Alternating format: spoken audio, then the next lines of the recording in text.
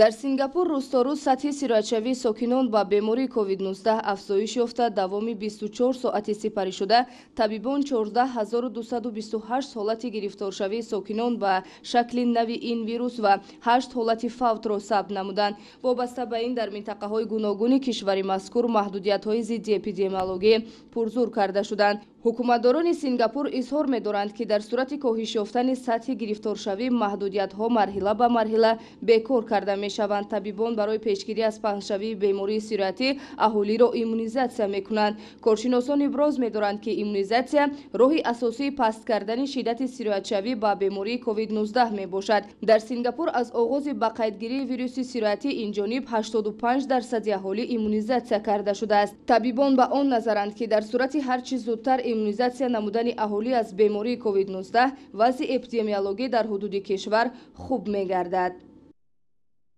дар минтақаҳои наздиксоҳилии музофоти куангнами ветнам киштии мусофирбар ғарқ шуд. Бар асари ҳодиса 13 сайёҳ ба ҳалокат расида, 4 каси дигар бенишон гардид.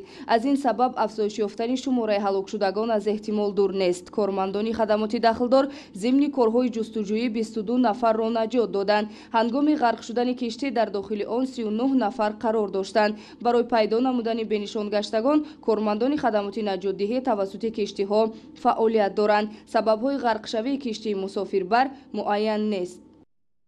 дар кони ангишти минтақаи Боякаи Колумбия таркиш рух дод. Дар натиҷа 10 нақбкан ба ҳалокат расида, 5 каси дигар бенишон шуданд. Замоне ки гурӯҳи кӯҳканон машғули кор буданд, дар дохили кони ангишт таркиши гази метан ба амал омадааст. Кормандони хадамоти марбута зимни амалиёти ҷустуҷӯӣ аз дохили кон ҷасади 10 нафарро пайдо карданд. Дар робита ба ин фаъолияти кони ангишт муваққатан манъ карда шудааст. Кормандони хадамоти наҷотдиҳӣ барои пайдо намудани бенишонгаштагон фаъолият доранд.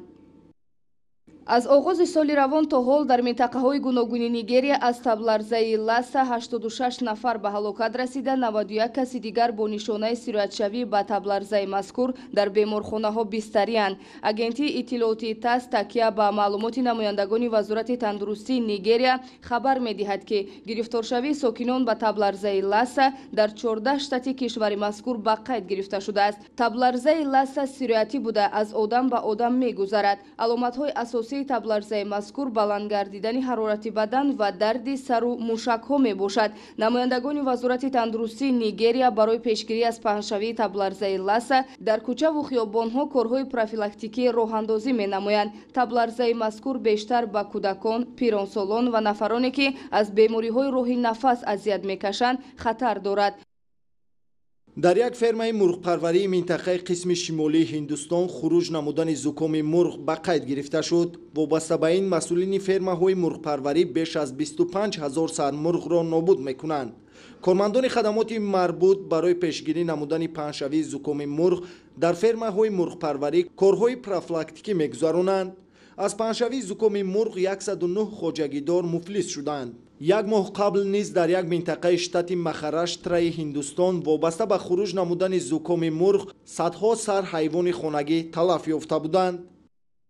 зимни амалиёти зидди террористии кормандони сохторҳои қудратии Кения, ки дар минтақаи Ламуи ин кишвар роҳандозӣ гардид, 4 силҳо ба даст безарар гардонида шуд. тибқи иттилои расида, ҷанҷиён дар рабудани сокинон ва ҳамла ба пойгоҳҳои хизматчони ҳарбӣ даст доштанд. ҳамзамон дар рафти амалиёти густурда, чанд махфигоҳи яроқу муҳимоти ҷангии силҳобадастон нобуд карда шуданд. бо вуҷуди он ки хизматчони ҳарбии Кения дар минтақаҳои гуногуни кишвар бар зидди гурӯҳҳои тунраву ифротгаро амалиёт мегузаронанд, силҳобадастон пайваста ба минтақаҳои аҳолинишин ҳамла менамоянд.